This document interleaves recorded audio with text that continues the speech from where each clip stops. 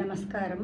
శ్రీమద్భాగవత మహాపురాణము 6వ అధ్యాయము సప్తాహ యజ్ఞ విధానము 25వ శ్లోకము.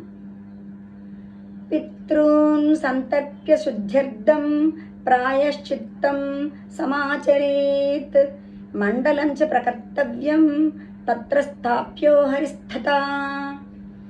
ఆ తర్వాత పితృదేవతలకు తర్పణము వదిలి పూర్వకర్మ పాపములను శుద్ధి కొరకై ప్రాయశ్చిత్తమును చేసుకొనవలెను. తదనంతరము ఒక మండలమును సిద్ధపరచి అందు శ్రీహరిని స్థాపించవలెను. 26వ శ్లోకము. కృష్ణముద్దిశ్య మంత్రేణ చరేత్ పూజా విధిం క్రమాత్ ప్రదక్షిణ నమస్కారాన్ పూజాంతే స్తుతిమాచరేత్. పిమ్మట శ్రీకృష్ణ భగవానుని ఉద్దేశించిన మూలమంత్రమును యథాక్రమముగా షోడశోపచార విధానముగా పూజించవలెను.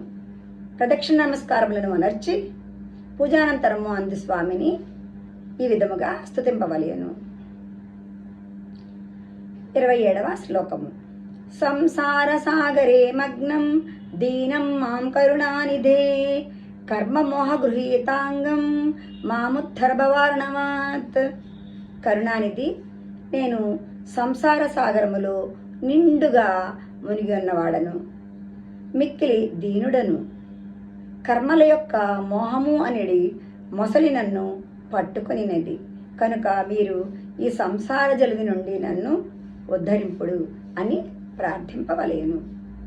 ధన్యవాదములు.